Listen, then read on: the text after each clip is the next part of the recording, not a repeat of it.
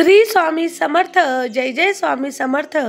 तुम्हा सर्वांना माझा नमस्कार। तुम्हा सर्वांच्या सर्व चांगल्या इच्छा स्वामी महाराज नक्कीच पूर्ण करो ही स्वामीचरणी प्रार्थना करते आणि आजच्या व्हिडिओला सुरुवात करते।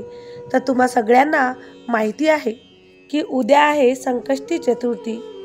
आपल्याला गणपती बाप्पाची कोणती सेवा करायची आहे आज मी तुम्हाला सेवा उपाय सांगणार आहे। सगळ्यात आधी असं कुठलंच गाव नाही, प्रत्येक गावामध्ये गणपती बाप्पाचं मंदिर आहे।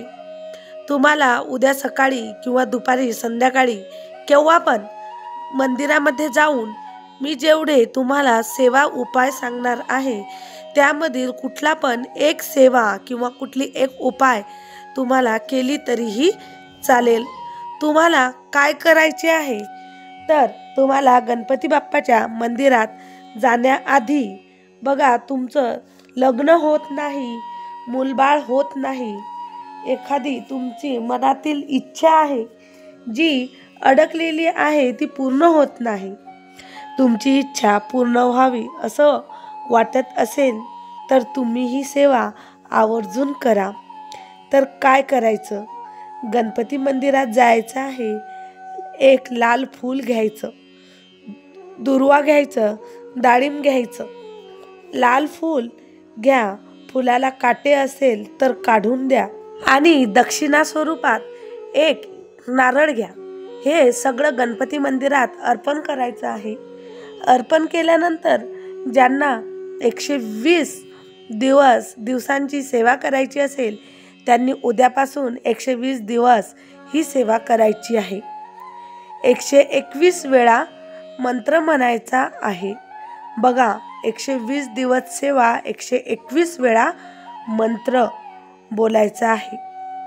तो मंत्र कुठला तेच सांगते। मंगलमूर्ते विघ्नहरा दुरितनाशना कृपा करा। मंगलमूर्ते विघ्नहरा दुरितनाशना कृपा करा हा मंत्र तुम्हाला बोलायचा आहे। या मंत्राचं पालन करा। तुमची कुठली पण इच्छा असो पूर्ण होणारच। जर मधामध्ये सुतक, विटाळ किंवा मग आपली मासिक धर्म आला तर तेवढे दिवस सेवा स्किप करा, नंतर परत ही सेवा आपल्याला चालू करायची आहे। 120 दिवस पूर्ण करायची आहे। कितीही अशक्य गोष्टी असो त्याला अनुभव येणारच।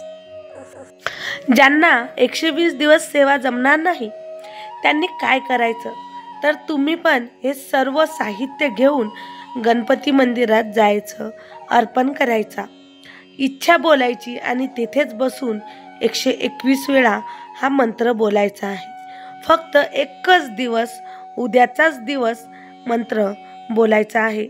मंत्र माहिती आहे तुम्हाला, मंगलमूर्ते विघ्नहरा दुरितनाशना कृपा करा।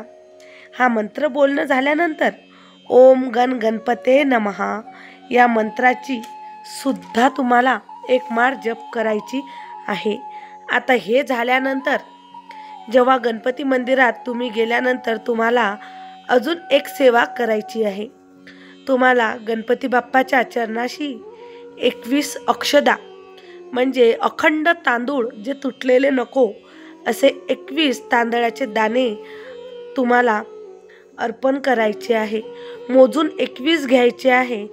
आपल्याला त्या अक्षदा गणपती बाप्पाच्या चरणाशी अर्पण करायचे आहे।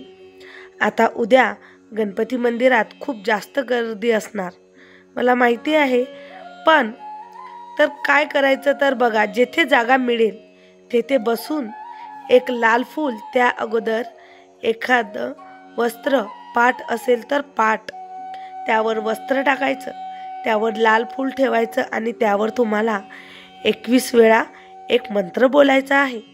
तो मंत्र म्हणजे इदम अक्षतम ओम गण गणपते नमः। मंत्र परत ऐका, इदम अक्षतम ओम गण गणपते नमः हा मंत्र आहे जो 21 वेळा फुलावर म्हणायचा आहे। नंतर ते फूल गणपती बाप्पाच्या चरणावर अर्पण करायचे आहे। ही सेवा घरी करू शकता, बघा, उद्या गणपतीच्या मूर्तीवर अभिषेक करायचा आहे, विसरू नका. अभिषेक केल्यानंतर लाल जास्वंदाचं फूल बाप्पाच्या चरणाशी अर्पण करायचं. 21 अक्षता अर्पण करायच्या.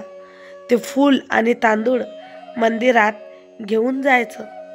बघा, मंदिरातच सेवा का सांगतात तर घरात पण देव आहे, परंतु घरात वाद होतात, कटकटी होतात, नकळत वाईट बोलल्या जातं. त्यामुळं एक निगेटिव्हिटी तयार होते. पण मंदिरामध्ये वाईट कोणीही बोलत नाही. तिथं भरभरून प्रमाणात पॉझिटिव्हिटी असते. म्हणून ज्या सेवा आहे त्या मंदिरात जाऊन करायच्या असतात.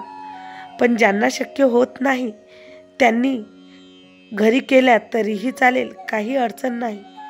आता संध्याकाळी काय करायचं लक्षात घ्या. आपल्या आयुष्यात येणारं दुःख, संकट, त्रास हे सांगून येत नाही. असं कोणासोबत झालं का की दुःख सांगून आलं? तर तुम्हाला काय करायचं आहे, एक खोबऱ्याचा तुकडा घेऊन, बऱ्याच वेळा हे सांगून झालं पण परत सांगते, खोबऱ्याचा तुकडा घेऊन त्यावर कापूर 2 वड्या घ्या, कापराच्या 2 वड्या, भीमसेन कापूर वापरावा. तो त्या खोबऱ्याच्या वडीवर जाळायचा आहे आणि ओम विघ्नहर्ताय नमः, ओम विघ्नहर्ताय नमः या मंत्राचा जाप करायचा आहे. गणपती बाप्पा विघ्नहर्ता आहे. आपल्यावर येणारे दुःख, संकट, काही अडचणी त्या सर्व दूर करतील. त्या त्रासाची तीव्रता कमी करतात. चतुर्थीला हा उपाय सेवा करायचा आहे. तो खोबऱ्याचा तुकडा नंतर निर्माल्यामध्ये टाकून द्या. ह्या 3 सेवा मी तुम्हाला दिलेल्या आहे. तुम्हाला जी सेवा जमत असेल ती सेवा करा. पण कुठलीही सेवा करत असताना मनामध्ये शुद्ध विचार ठेवा. आणि कुठली पण सेवा मनापासून केली तर 100% रिझल्ट अनुभव आल्याशिवाय राहणार नाही. सर्वांनी जास्तीत जास्त सेवा करा. व्हिडिओ आवडला असेल तर व्हिडिओला लाईक करा, शेअर करा आणि सबस्क्राईब करायला विसरू नका. काही प्रश्न असतील तर नक्की कमेंट करा आणि आपल्या चॅनलला सबस्क्राईब करा. जास्तीत जास्त लोकांपर्यंत व्हिडिओ शेअर करा, म्हणजे जेणेकरून त्यांच्या पण अडचणी दूर होतील. कारण आपण एकाची जरी मदत केली तरी पुण्य आपल्याला लाभत असतं. म्हणून गुरुमाऊली म्हणता, सेवा करा सेवेकरी घडवा. तर चला पुन्हा भेटूया नवीन व्हिडिओसोबत, नवीन माहितीसोबत. तोपर्यंत श्री स्वामी समर्थ. जय जय स्वामी समर्थ.